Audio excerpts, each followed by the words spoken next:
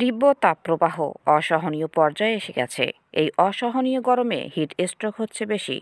এছাড়াও প্রতিদিনই ব্রেন স্ট্রোকে মারা যাচ্ছে হাজারো মানুষ। আপনি পরিচিত মহলে অনেকের মুখে শুনে থাকবেন তার পরিবারের কেউ নয়তো আত্মীয়-স্বজন কেউ ব্রেন স্ট্রোকে মারা গেছেন। আপনি জানেন কি কেন অতিরিক্ত গরমে বা বাথরুমে বেশি ব্রেন স্ট্রোক হয়ে থাকে? বিভিন্ন কারণে বাথরুমে স্ট্রোক হয়ে থাকে, তাই এক্ষেত্রে অবশ্যই বিষয়গুলো জানা প্রয়োজন। এছাড়া আমাদের সচেতন থাকা প্রয়োজন রয়েছে। স্ট্রোক কি? মস্তিষ্কের অভ্যন্তরণে রক্ত সরবরাহে ব্যাঘাত ঘটার ফলে যে দ্রুত জটিলতা দেখা দেয় তাকে বলা হয় স্ট্রোক। স্ট্রোকে আক্রান্ত হওয়া মানে জীবন মৃত্যুর সন্ধিক্ষণে চলে যাওয়া।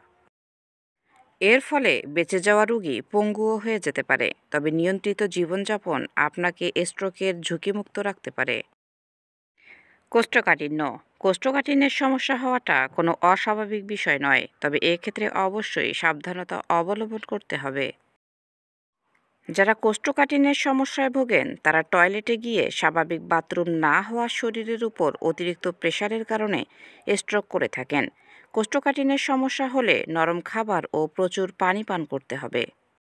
উচ্চ রক্তচাপ ও নিম্ন রক্তচাপ। উচ্চ রক্তচাপ ও নিম্ন রক্তচাপ দুটোই শরীরের জন্য মারাত্মক ক্ষতিকর, কারণ যা আপনার স্বাভাবিক চলাচলে ব্যাঘাত ঘটাবে। যাদের উচ্চ রক্তচাপ ও নিম্ন রক্তচাপের সমস্যায় ভোগেন তারা বাথরুমে স্ট্রোক করেন।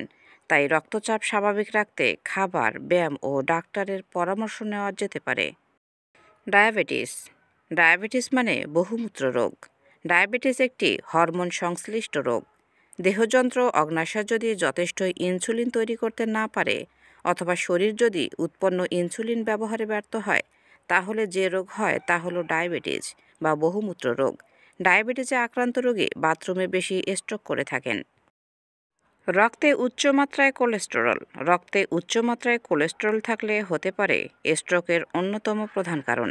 কোলেস্টেরল, যা চোখে দেখা যায় না বা অনুভব করা যায় না, অথচ প্রতি মুহূর্তে ধমনীতে জমা হতে থাকে ধীরে ধীরে, যা জীবনের জন্য ঝুঁকিকর। রক্তে উচ্চমাত্রায় কোলেস্টেরল থাকলে অনেক সময় বাথরুমে স্ট্রোক হয়ে থাকে। অ্যালকোহল গ্রহণ। অতিমাত্রায় মদ বা নেশাজাতীয় যে কোনো পানীয় গ্রহণ করলে স্ট্রোক হওয়ার সম্ভাবনা থাকে, কারণ অতিরিক্ত মদ্যপানে অনেক সময় শরীরে স্বাভাবিক চলাফেরা ব্যাহত হয় ও শরীরে অতিরিক্ত চাপ সৃষ্টি হয়, ফলে হতে পারে মরণব্যাধি স্ট্রোক। সচেতন থেকেও চিকিৎসকের পরামর্শ নিয়ে রাখা ভালো। ভিডিওটি উপকারী মনে হলে শেয়ার করে দিবেন।